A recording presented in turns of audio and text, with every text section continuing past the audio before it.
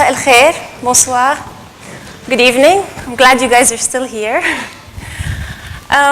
So Nick was the perfect specimen for my talk, actually, because he represents exactly what I want to talk about, which is distraction, and how distraction can actually be a really good thing.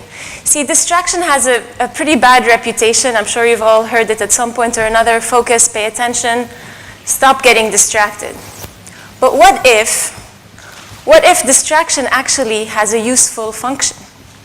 What if distractions exist to get us to pay attention to certain things that matter to us personally? Somebody earlier said, Marwan actually, he said, follow your dreams, follow your passion. The first time I ever heard of that, I thought, what does that mean? I don't have a passion. I have no idea what I'm doing. See, there are some people in life, at a certain point, they think, this is what I love to do. They get onto the superhighway of life, and they know exactly where they're going, they know exactly how to get there, and they know that the fastest way to get there is on the highway. Then there are people like me, who think, well, I don't know what I'm doing. They take a little bit more of the scenic route, and they think, well, I'll just take this road and see where it takes me. But no matter what you do, eventually you pick a career or you make a choice or you choose to do something, whether it's a doctor, scientist, lawyer, whatever it is, and you fulfill certain expectations of yourself. See, what are expectations? Expectations are goals or objectives that we choose to aim for based on our external environment, based on our social upbringing, our culture, our religion, the books we read, the movies we watch, the friends we keep. That's what expectations are. At some point, we decide the best thing for me to do is to be a lawyer. I was born and raised in Lebanon, and every Lebanese knows that the only three careers worth having are lawyer, medicine, doctor, or engineer. So those are the expectations of Lebanese people. So you go out there, you fulfill your expectations, you get yourself some careers, and you do well, you're fairly successful financially, professionally, and life is good. And we completely forget about the other half of the equation, which is our ambition. So what's the big deal? So what if we forget about ambition? We're successful, we're doing fine, who cares? See, the problem is that more often than not, our expectations and our ambitions don't match. Our ambitions are deeply seated desires within us. They are the dreams, the passions, the crazy ideas that we have of making movies or becoming writers or DJs or movie stars, whatever it is, that we think that we can never achieve. And at some point, as we're starting to form our expectations, what happens is that we start to push these ambitions aside. We squash them down, we forget about them, and eventually they disappear. They don't exist to us anymore. And the problem is that even though we're successful, even though we achieve our expectations, we start to get an itch. And that itch turns into a scratch. And that scratch turns into a discomfort. The discomfort turns into a displeasure, and then the displeasure turns into plain old unhappiness. And we find ourselves wanting something more, something different, something's just not quite right. And yeah, we have no reason to complain, we're successful, everything's fine. And that's where I think distraction makes the biggest difference. Because the power of distraction is taking you from merely achieving your expectations to completely realizing your own ambitions. For me, that's always been the case. I can pinpoint 3 distractions in my own life, 3 big distractions that have taken me from an okay place to somewhere amazing. My distractions have taken me to new destinations. They've brought me a whole new understanding of who I am and what it is that I want, because you can't figure out what your passion is or what you really want to do unless you figure out who on earth you are in the first place.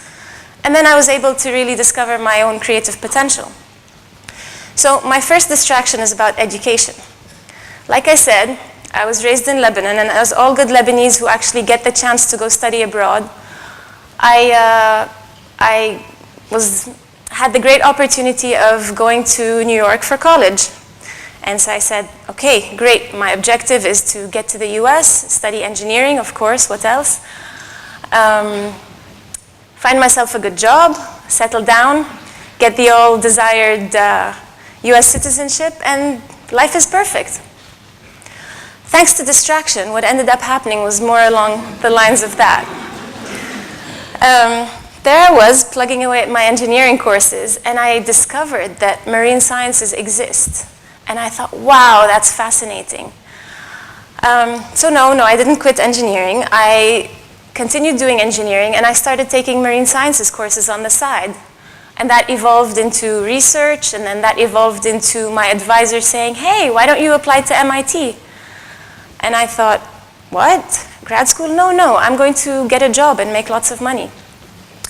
But I applied anyway, and never in my wildest dreams would I have ever imagined that I would get accepted into the best engineering school, one of the best engineering schools in the world. But thanks to that distraction, my entire career path changed. I got accepted into grad school. My advisor referred me to a company. The company got me a work permit. I was able to actually have access to that potential green card because I had a work permit in the US. And my company sent me on consulting trips to Sicily, to the Mediterranean, to the Gulf of Mexico. I got to travel all over the place. And that's how I eventually made contacts for my PhD in the south of France, which was all fine and good. But what I learned from that is, although your expectations could be fairly reasonable, a distraction can take you so much further to places you couldn't even dream of. You know, follow your dreams. If you can't dream that far unless you actually follow one of your distractions or a few of your distractions. My second biggest distraction was about identity. So, 8 years into my stay in the US, I have my work permit, I'm plugging away, I've been an engineer for 2 years, and suddenly I get that itch. I want to travel. I want to go to other places. I want to meet other people. I want to explore different cultures. I want to do something different. And I didn't know what it was. So I was living in Cape Cod, and I went from living in a place like this to living here, which was in Guatemala, in Central America. I went from working with these, which are autonomous underwater gliding vehicles, to working with these, which are Spanish-speaking children living in an orphanage. And what I did, really, was put myself in a very uncomfortable, very challenging situation. I moved to a country where I didn't speak the language, I didn't know anyone, I didn't have very much savings. I had never taught children before, I had barely spoken to children, I didn't think I even liked children. And it was hard. But the interesting thing about doing that is that you discover more about yourself. See, there's a psychological model of us and how we interact with the world. And everybody has these 4 parts of their personality, where there's a part of us that everybody knows, there's a part of us that only other people know about it, there's a part of us that only we know, and then there's a part of us that nobody knows about. We don't know about it, and nobody else knows about it.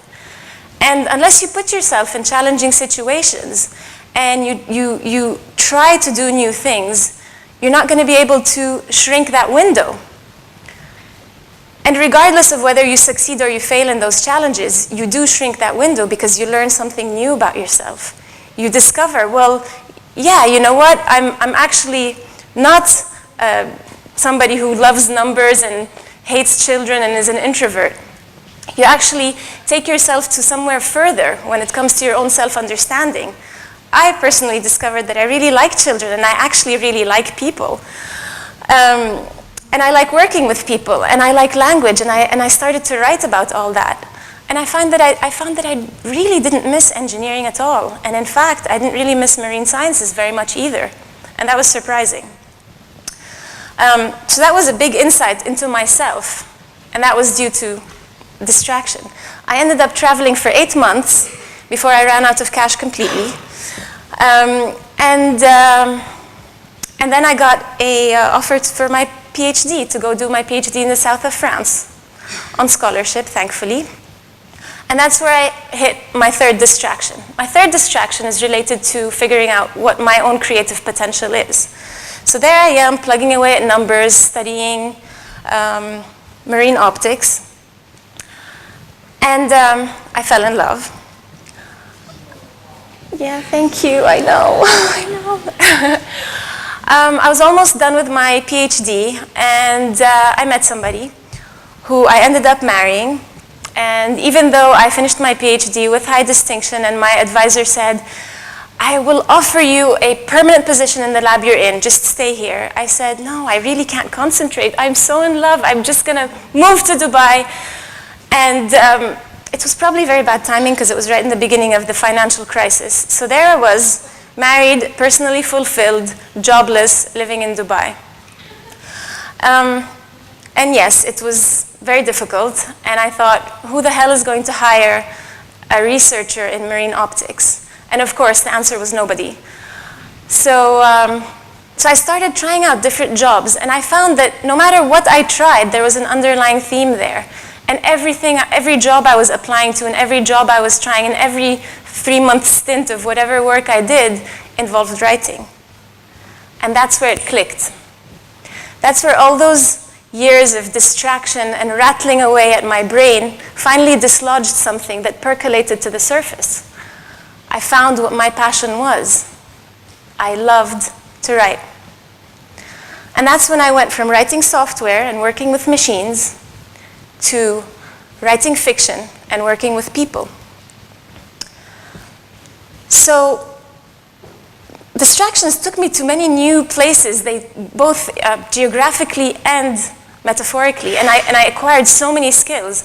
And without those skills, I would have never had the self-understanding to understand who I was, to really get a deep sense of what my identity is. And I would have never had the courage to actually assume that identity. God forbid, a Lebanese engineer with a degree becoming a writer, the horror. You know, but I eventually got the courage to actually admit it in public, you know, and that was really hard. And without the whole series of events, I would have never done it.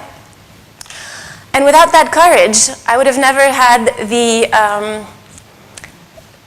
will to face whatever it was that I was facing, and to try and actually look a little bit further into my own creative potential and look a little bit deeper into what it is I wanted, and I would have never have found my purpose. So yeah, while I had set for myself some fairly achievable expectations, and I had gotten there, I realized that with distraction, it is distraction that hammers away at that barrier that lives between the expectation and ambition. It's distraction that really helps you get from one to another. So, like anything else, distraction has rules. And these are my rules for distraction. If you do choose to get distracted, follow your distractions to a meaningful ending. And what I mean by that is try and pick a fruit from every distraction that you choose to follow. Try and get something useful or meaningful to you, given who you are and where you are in your life, before you abandon it, of course. Make sure it's a challenging distraction. Watching TV for 3 days in a row, while slightly challenging, is not challenging enough, probably. And really ask yourself why. Why is one thing distracting you and not another? Why is this distraction coming up at this point in your life and not before or not later? Because I really believe that distractions are the way that your subconscious mind tries to rattle your head for attention. It tries to get you to say, wait a second, maybe there's something more inside me that is looking to come out. Maybe there's something more to who I am, to what I'm doing, to me being here. So if you find yourself getting distracted, my advice is simply follow these rules and get distracted. Thank you.